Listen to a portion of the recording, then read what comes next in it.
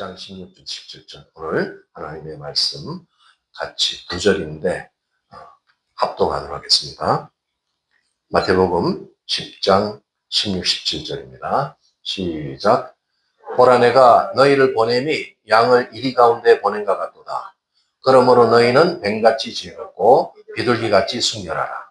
사람들을 삼가라. 그들이 너희를 공회에 넘겨주겠고 그들의 회당에서 채찍질하리라. 아멘. 오늘 마태복음 강의 이제 17번째 시간입니다. 왕의 순회 선교 지침, 이런 제목으로 말씀을 살피겠습니다. 특별히 마태복음 10장은 그 순회 선교의 굉장히 중요한 원리들, 또 예수님께서 가르쳐주는 그 지침들이 집약되어 있습니다. 그래서 오늘 우리가 이 말씀을 대할 때 저는 선교사들만 하는 그런 어떤 원리구나, 이렇게 해서 생각을 또 이렇게 허탄하게 할 수가 있는데, 저와 여러분이 오늘 동일한 그런 이제 선교사의 마인드를 가지고 이 말씀을 또 대할 수 있어야 합니다. 왜냐하면 우리가 지금 다 이민자들이잖아요. 이민 오셨는데 여기 이민 온 이유는 가장 궁극적인 목적, 뭐 여러 이유 때문에 왔지만 하나님께서는 여러분을 선교사의 마인드로 이곳에 보낸 거예요. 그것이 동의되십니까? 그런 마인드가 있어야 돼요. 나는 지금 먹고 살기 위해서 왔는데 그게 아니고, 그거는 기본이고, 그런 주님의 귀한 사명을 갖고 왔다는 거죠. 그러니까 우리가 이제 또 이곳에 있으면서 또 다른 지역에 또 때로는 하나님이 보내셔서 순회 선교할 수도 있고 단기 선교도 할 수 있고, 또 이곳에 계속 머무르면서 또 선교적인 마인드로 살 수 있는데, 우리 모두는 주님의 그 귀한 계획, 하나님 나라의 비전은 다 선교자로 살기 원하시기 때문에 그래요. 그래서 이 지역의 선교도 이루어져야 되고, 또 우리가 먼 곳까지 가서도 선교가 이루어지기 때문에 또 특별한 또 선교사들의 기름 부음을 가지고 가는 그런 선교사도 있지만, 가는 선교도 있고 보내는 선교도 있죠. 그래서 이 가는 선교와 보내는 선교가 같이 잘 협력을 해야만 하나님 나라가 이루어지는 거예요. 그래서 여러분이 그동안에 내가 조금 뜸했고, 주님께서 여기에 마태복음에는 귀한 말씀들을 많이 원리를 말했는데 내가 너무 관심이 소홀했다면 다시 그 사명을 되찾는 그런 시간이 되기 바랍니다. 그래서 이 보내는 선교도 참 중요한 거예요. 그들이, 선교사들이 먼 땅에서 또 이렇게 지원받을 수 있도록 후원도 하고, 또는 특별히 기도의 그런 중보기도를 통해서 그들과 같이 협력할 때 그 열매가 같이 이루어지는 거예요. 그래서 보내는 선교사도 가는 선교사의 열매를 같이 얻게 됩니다. 오늘 이제 그런 말씀들이 이 본문에 여러 각도로 말씀하고 있어요. 그래서 오늘 16, 17절을 보면 우리를 이제 양이라고 그러는데, 이 보내진 양들인데 이리떼 가운데 보내진 양. 이리와 양의 싸움이에요. 사실 직접 싸우면 이리한테 양은 이길 수가 없어요. 그렇기 때문에 양이 지혜롭게 싸워야 된다. 그래서 그 뒤에 넘겨보시면 오늘 이 말씀이 양은 어떤 존재냐? 하늘의 밀사, 하늘의 대사예요. 하늘의 어떤 지령을 받고 이 땅에서 사는 존재. 저와 여러분이 그런 대사라는 사실 아십니까? 나는 그냥 살고 있는데요, 그게 아니고 하늘의 권권력을 가지고 하늘의 모든 권세를 우리에게 주신 거예요. 우리가 예수님의 자녀가 되고 예수 믿는 순간부터는 우리 신분이 그렇게 됩니다. 그래서 잘 훈련돼서 대사가 되려면 여러 가지 공부도 많이 해야 되죠. 가서 거기에 모든 걸 뚫을 수 있고, 또 거의 직접적인 리더의 그런 이제 왕의 명령을 받아서 수행하는 자이기 때문에 우리가 그래서 잘 성장하고 훈련받고 해야 되는 거예요. 신앙생활은 그래서 나태할 수가 없어. 하나님이 우리에게 주신 귀한 비전들이 다 있기 때문에 그렇죠. 여러분 각자의 부르심이 있고, 또 하나님 나라를 위한 거룩한 이런 큰 부르심이 또 같이 있기 때문에 거의 협력하는 존재들이죠. 그래서 우리는 그런 천국의 대사들인데, 이리떼는 어떤 존재냐? 지옥의 대사들이에요. 어둠이에요. 악한 것들이 또 이런 대사를 지상에 퍼뜨려가지고 이리떼가 막 공격하게 옵니다. 그래서 우리가 영적 전쟁을 피할 수가 없는 거예요. 이 땅에 있으면서 결국은 하나님의 충만한 영의 역사, 하나님의 역사와 함께 악한 영의 역사가 지금 대립되고 있는데, 그러나 이 악한 영은 이미 실패하도록, 패배하도록 다 결정되어 있는 거예요. 십자가에서 우리 예수님이 영적 전쟁을 벌이실 때 이미 다 승리하셨기 때문에 우리는 이긴 전쟁을 마무리하고 있는 거예요. 그런 면에서 자신을 갖고 비록 막 이렇게 힘 있는 것처럼 막 무섭게 덤벼들어도 사실 끝은 보나마나 뻔한 거예요. 패배자들이에요. 그런 거니까 이 패잔병들하고 싸우는 전쟁이기 때문에 어려운 게 아니죠. 그래서 이제 이리 때가 비록 막 이빨을 드러내고 무섭게 막 달라들어도 이미 그거는 군기 빠진, 이미 지도록 되어 있는, 멸망하도록 되어 있는 존재들이라는 겁니다. 그래서 우리가 지금 주님께서 말씀한 이 두 가지 단어가 참 중요한데, 지혜롭되 순결하라. 뱀처럼 지혜롭고 비둘기처럼 순결하라. 물론 우리가 일상의 삶을 살 때, 그리스도인으로 살 때 저것도 굉장히 지침이 되죠. 우리가 지혜도 필요하고 순결도 해야 되고. 그런데 이것은 순회 선교 지침에 이게 적용되는 거예요. 여러분 이제 뱀을 보시면 뱀이 징그러서 잘 보지도 않고 그러겠지만 뱀은 지혜롭다는 거예요. 우리 예수님이 뱀의 그 생태를 보고 지혜로운 동물로 이렇게 선택한 거죠. 왜 뱀이 지혜로운가? 뱀은 자기가 어디로 가는지 그걸 이렇게 방향을 정확하게 알려주지 않습니다. 뱀 잡지가 꾸부덩하죠? 이렇게 꾸부덩 하죠. 이 어디로 갈지 몰라. 그런데 뱀은 지혜롭게 먹잇감을 노려보고 있어요. 그래서 순간에 허점이 있으면 바로 가서 물고 삼켜버립니다. 뱀의 특징은 그냥 뜯어먹는 게 아니라 삼키는 거예요. 그래서 그 뱀의 특성을 가지고 저렇게 지혜롭게 선교하는 거예요. 우리가 구원의 날짜, 또 가서 정말 건져낼 자가 누군가를 주의롭게 살펴서 한 번에 그를 살려내라. 그런 얘기죠. 그게 지혜를 말하는 거고. 이제 비둘기는 순결의 대상이죠. 비둘기는 남을 해치지 못하고 굉장히 온순합니다. 그러나 또 순수해. 그리고 우직해. 한 번 이렇게 마음에 두면은 끝까지 가. 그래서 비둘기는 처음 만난 그 배우자, 짝이 있잖아요. 비둘기도 다 짝이 있어요. 그 배우자를 끝까지 우직하게 지켜요. 그래서 중간에 먼저 이제 짝이 있다가 하나가 죽어도 끝까지 그 순결을 지켜요. 그래서 비둘기는 재혼이 없어요. 한 번 맺으면 끝까지 가는 거예요. 그런 이제 순결한 동물인데, 우리에게 뭐냐? 이 순수한 복음. 우리가 전할 메시지는 주님이 주신 메시지잖아요. 그 메시지를 이 세상에 막 지금 유행하는 그런 철학들, 인본주의, 이런 혼합주의와 뒤섞지 않는 거예요. 바른 진리만 전하는 거예요. 그게 순결이라는 거예요. 비둘기처럼 우리가 맡은 사명이 있으면 그걸 끝까지 혼잡하게 하지 않고 바른 진리를 전하는 그 순결을 강조합니다. 그래서 복음 전도에서는 이와 같이 민감성도 있어야 돼요.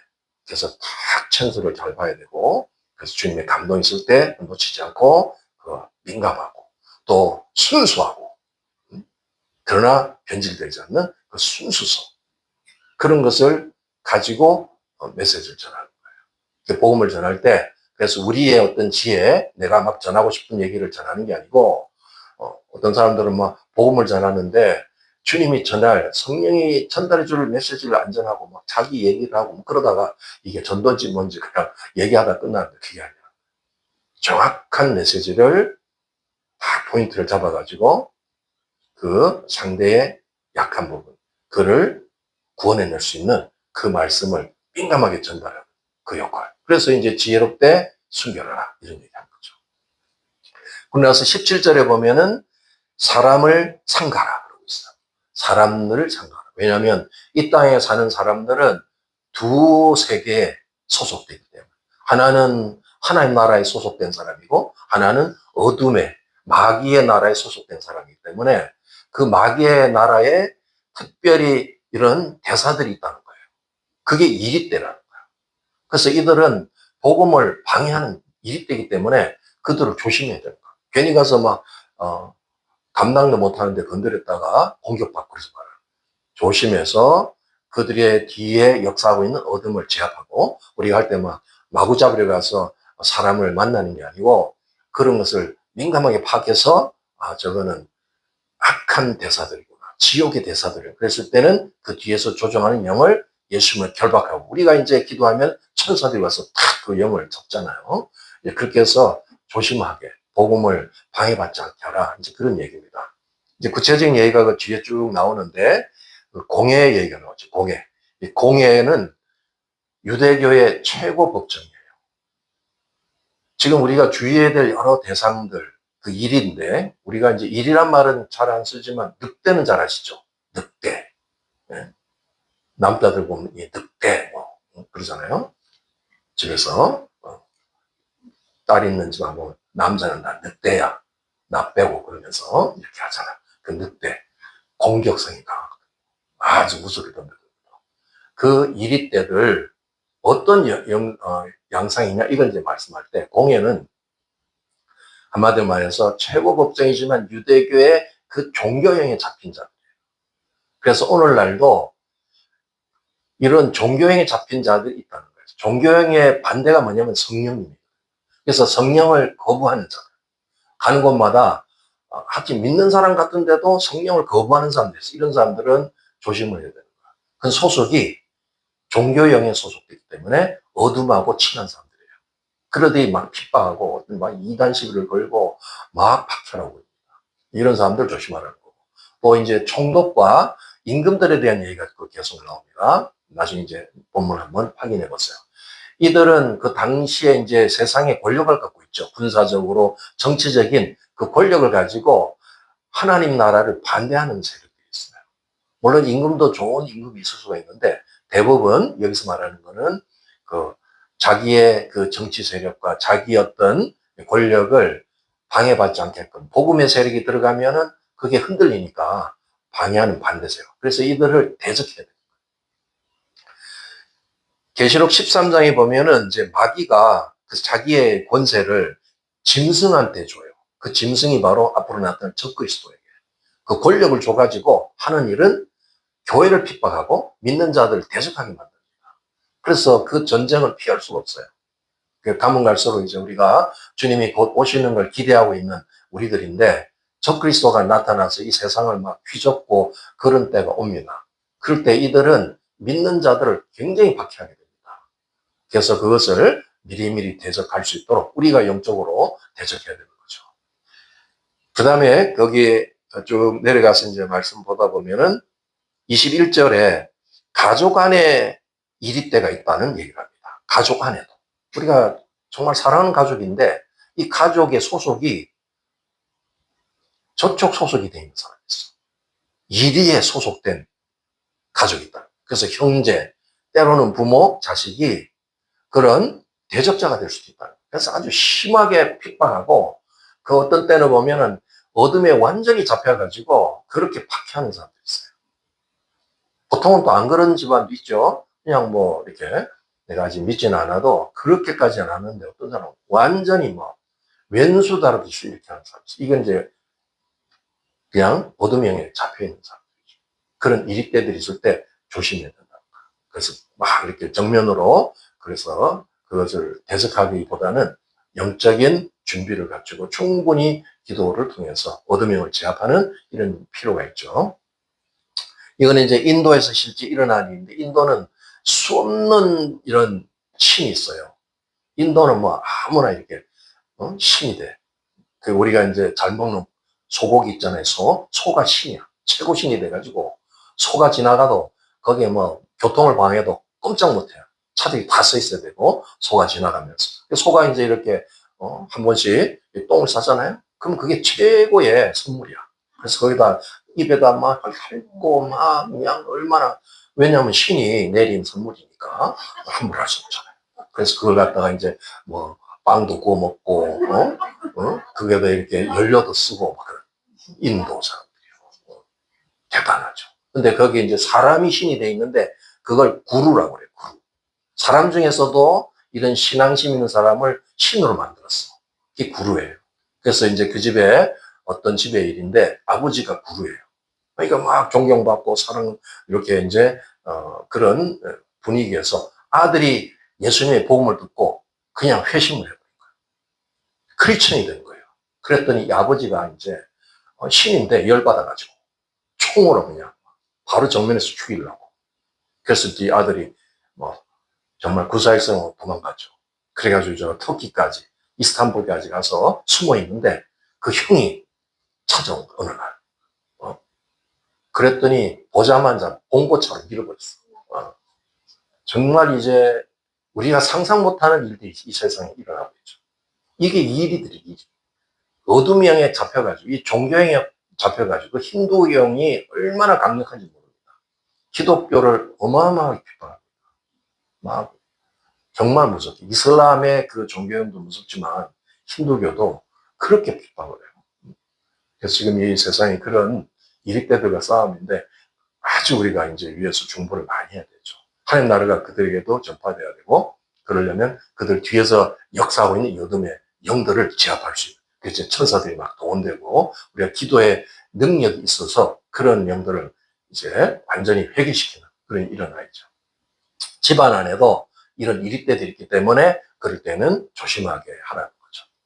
또, 그 22절에 보면은 이제 모든 사람이라는 표현을 썼지만, 이건 우리 주변 이웃들, 내가 이게 접촉하는 사람들, 다 좋은 사람들일 수도 있는데 어떤 사람들은 이리가 있다는 거야. 그 안에. 친구. 친한 친구인데 일이야. 그래서 막 복음 얘기만 하면 난리를 치고 막 덤벼들고 싸움질하고 이런 사람 있죠. 또 동료, 직장 동료도 그렇고 또 동창도 있고. 이런 사람들을 통해서 또 어둠이 역사하는 거예요. 그러니까 이런 사람을 다룰 때는 막 정면으로 그렇게 하지 않고 우리가 늘 먼저 영적인 제압을 하고 그렇게 해서 이제 복음을 전해야 되는데 직접 저들은 이제 공격이 오는 이익대들이니까 잘 피해야 된다는 거죠. 또 이제 마지막 23절을 보면은 특정한 지역, 어떤 고을, 도시는 완전히 어둠이 장악하고 있어요. 이리들이 장악하고 있는 도시가 있어요. 지금도 그렇죠. 뭐 이슬람 국가, 도시, 완전히 거기는 거의 대부분이 이슬람을 믿는, 뭐 힌두교를 믿는 뭐 이런 마을.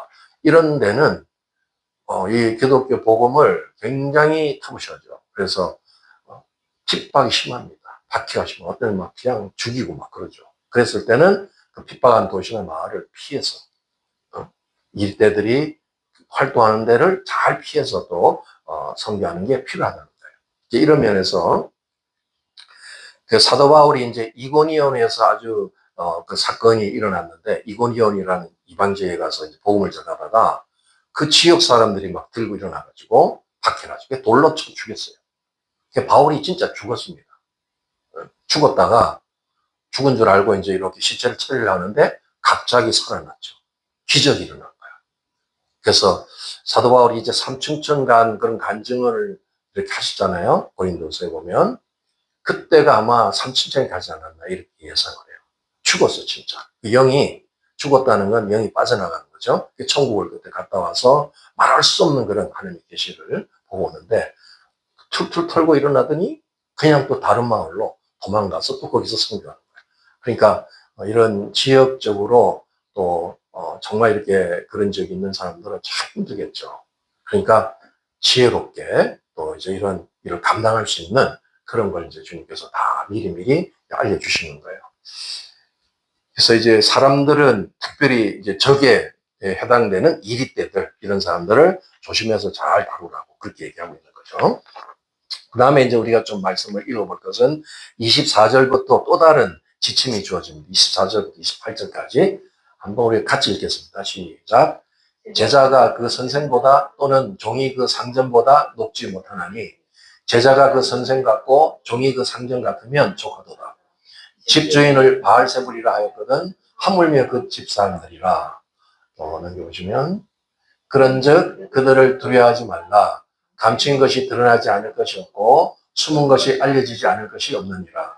몸은 죽여도 영혼을 능히 죽이지 못하는 자들을 두려워하지 말고 오직 몸과 영혼을 능히 지옥에 멸하실 수 있는 일을 두려워하라.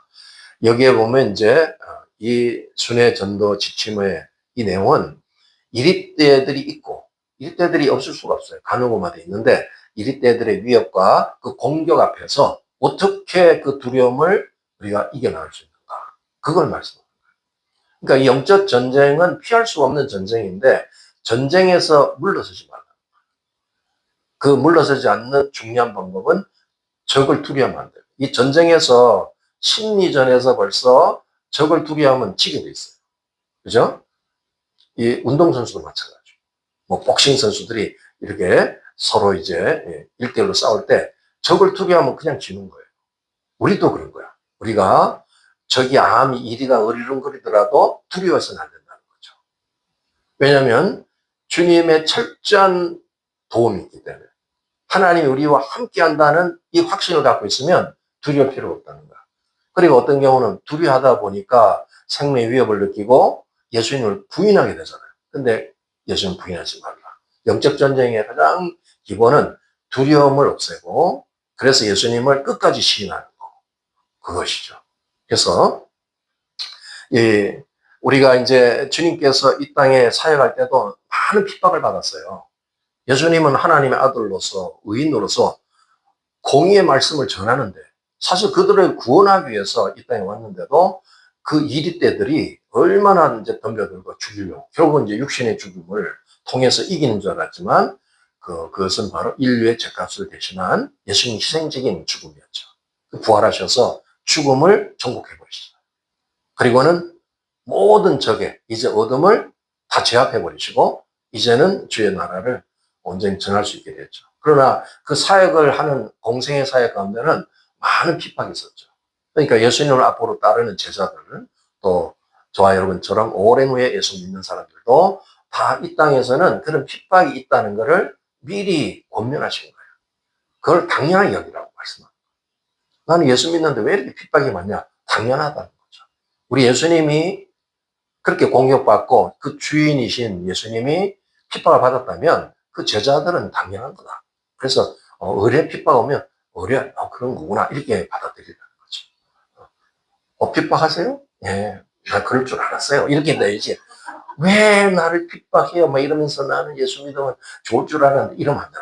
핍박 있어. 당연히 있어요. 그러니까 여러분이 다 인기 있게 살 수 없어요. 여러분 싫어하는 사람 많아요. 예수 믿는다는 그 사실 때문에. 그거 하나 때문에. 그거는 예수님을 미워해서 그런 거예요. 악이, 어둠이 예수님을 싫어해. 왜냐면 그분은 정의요, 빛이요, 생명이니까 어둠은 그게 싫은 거예요. 그래서 예수님이 싫기 때문에 예수 믿는 사람을 싫어하고 공격하는 거예요. 그런 의지이기 때문에 주님이 다 알고 계세요. 그러니까 우리가 그것을 당연히 받아들이고 그러려니 하고 그냥 덤덤하게 나가면 되는 거죠. 28절에 보면 이제 주님께서 뭐 이리떼들이 결국 우리를 계속 괴롭히고 공격할 수 있는 것은 우리의 몸이라는 거예요. 이 몸이 이제 뭐 고통을 느끼기도 하고 신경이 있으니까 아프기도 하고 고통을 느끼고 막 어떤 때는 이렇게 많은 고문도 하고 막 이럴 수가 있다는 거죠. 그렇지만 우리의 영혼은 그 사람들이 죽일 수가 없다. 그러나 우리 하나님 아버지는 몸과 영혼을 다 죽일 수 있다. 그래서 그들을 지옥을 보낼 수 있는 하나님이다.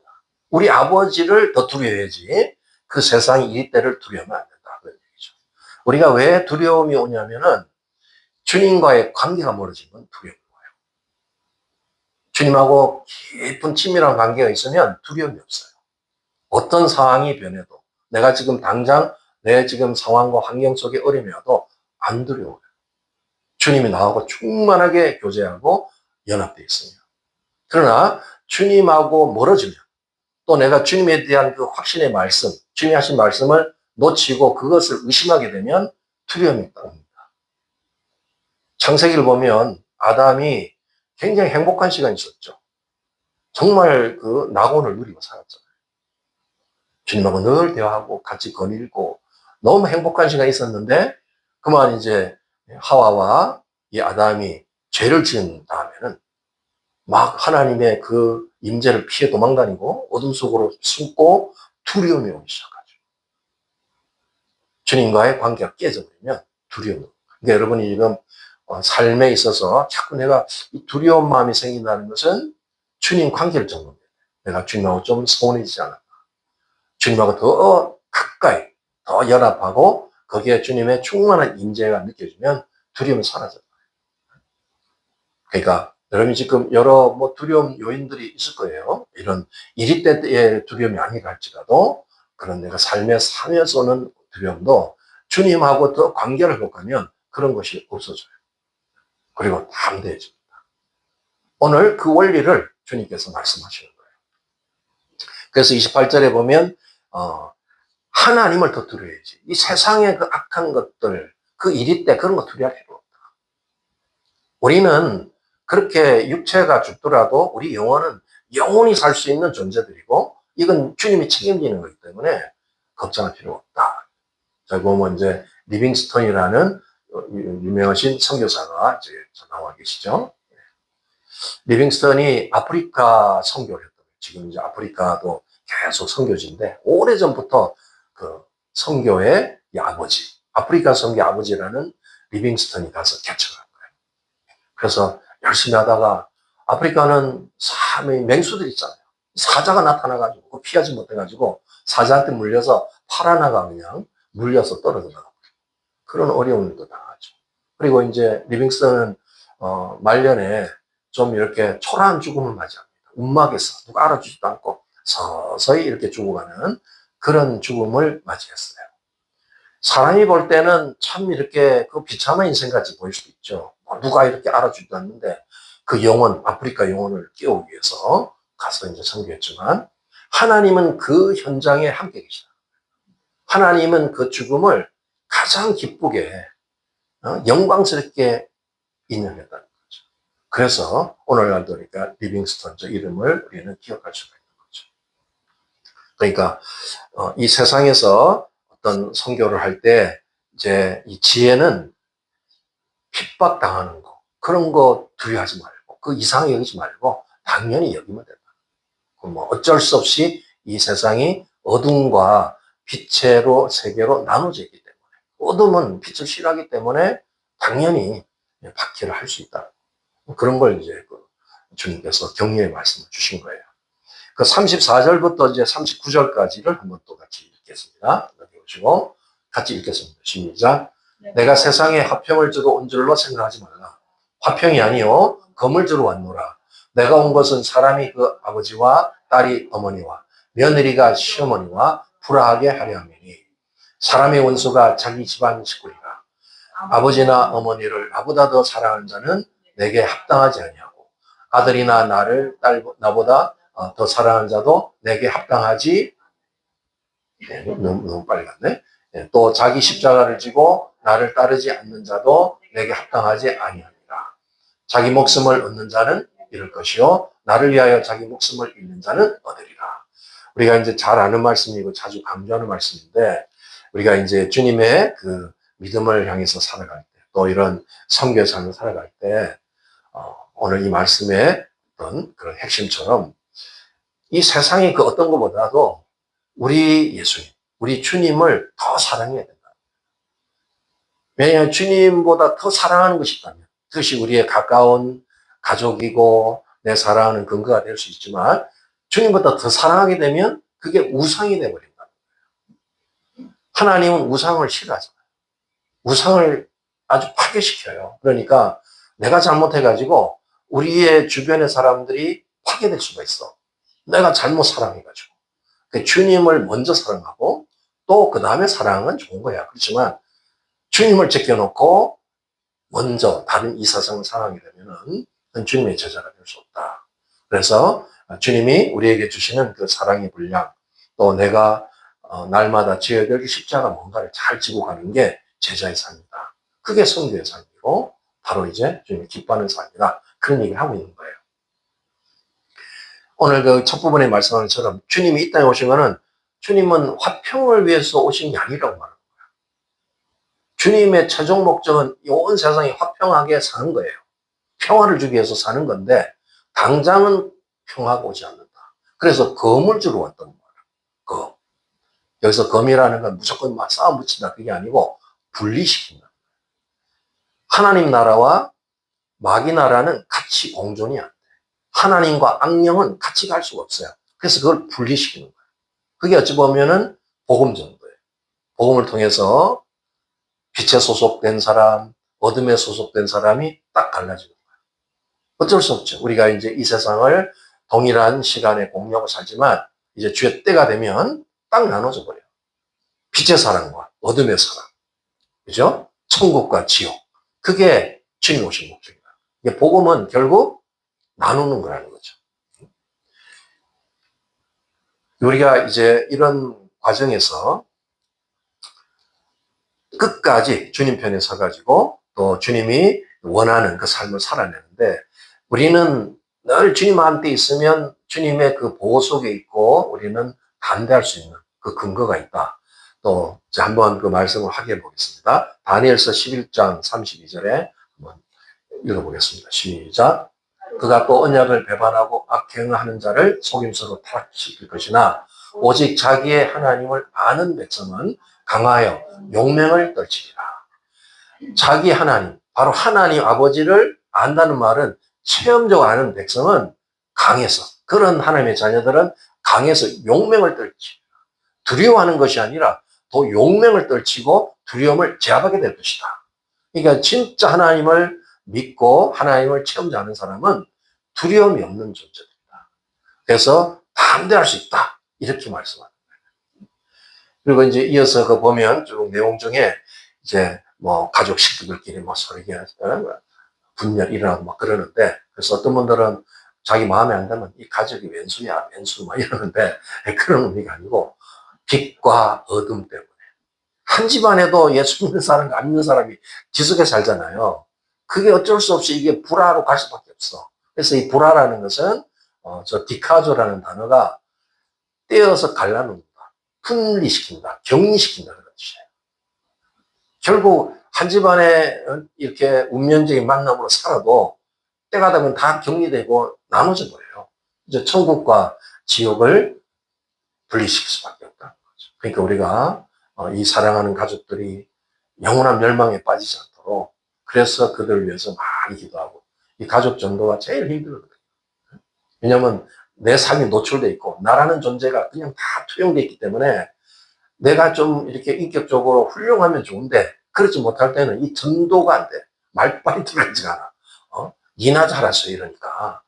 그래서 이제 우리가 복음을 전할 때 이 복음 전도자들은 그런 면에서 더 자신을 성숙시켜요.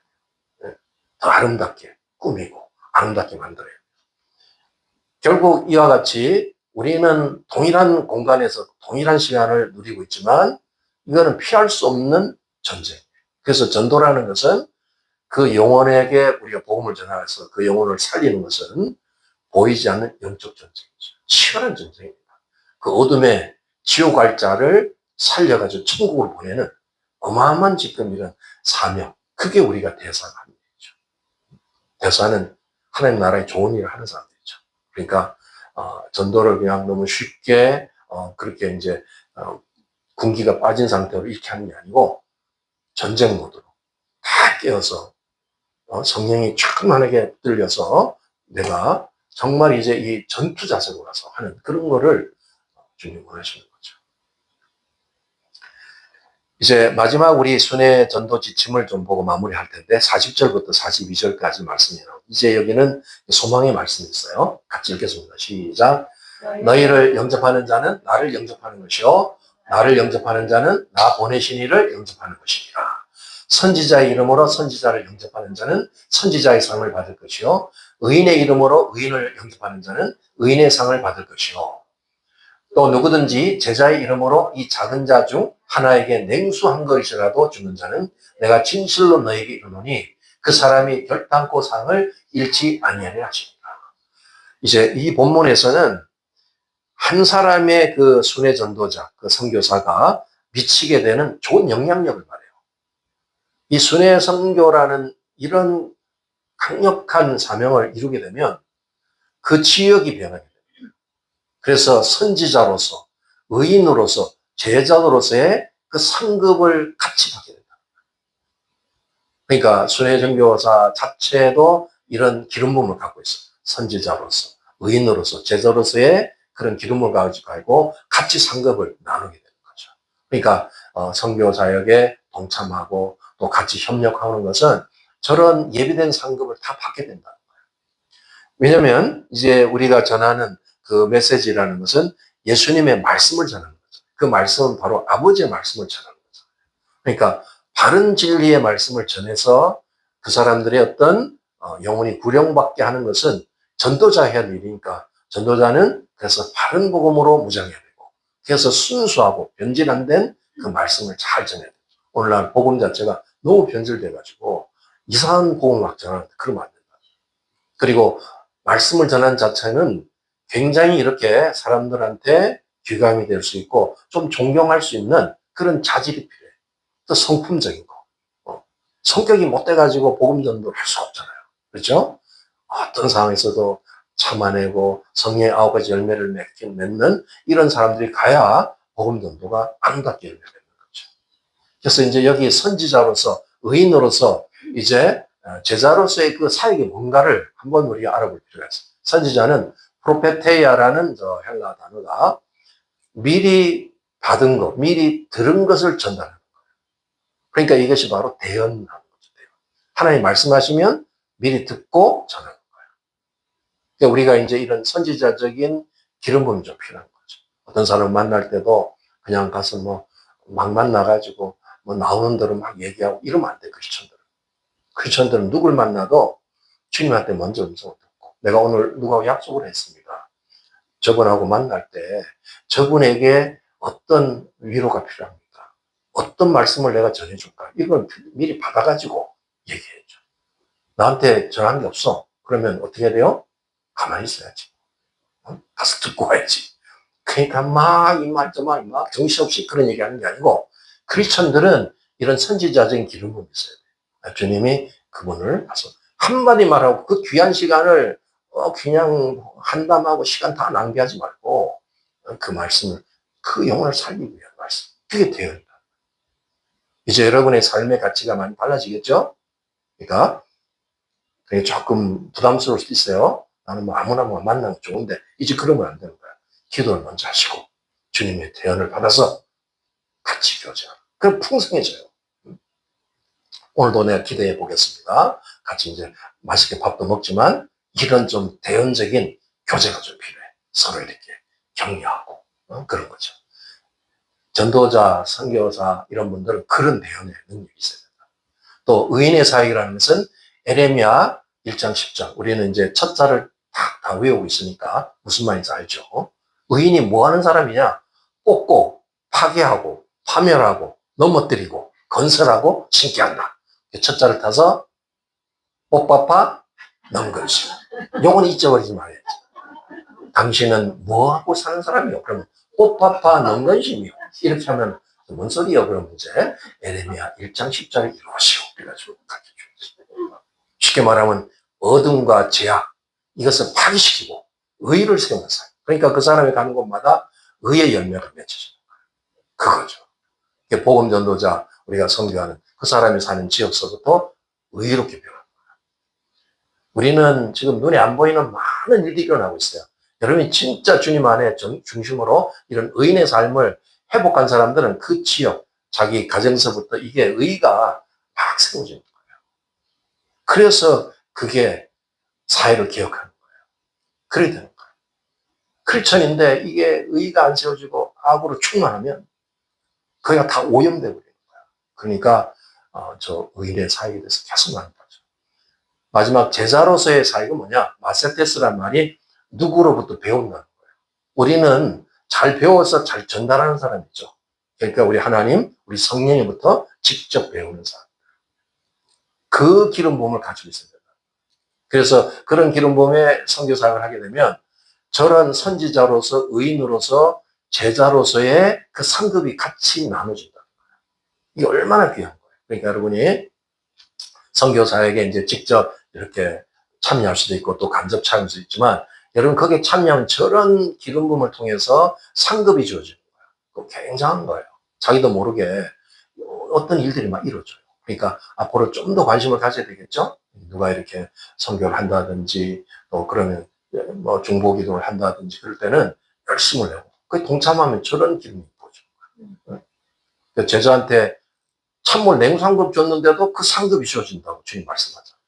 하나님은 굉장히 세심합니다. 여러분 삶이 어떤 동기에 뭘 사는지 다 알고 계시죠. 일주일 동안 잘 살고 계셨죠? 그럴 줄 믿습니다. 나는 헤매다 왔는데요. 이러지 말고 뭔가 이렇게 좀 주님 믿는 사람은 분명한 목표의식 가지고 삶을 살아야 돼. 내가 뭘 살지 모른다 그러면 말씀을 묵상하고. 그래서 마태복음 우리가 자세히 배우는 거예요. 이런 원리. 이게 우리 삶의 현장에서만 나타나요.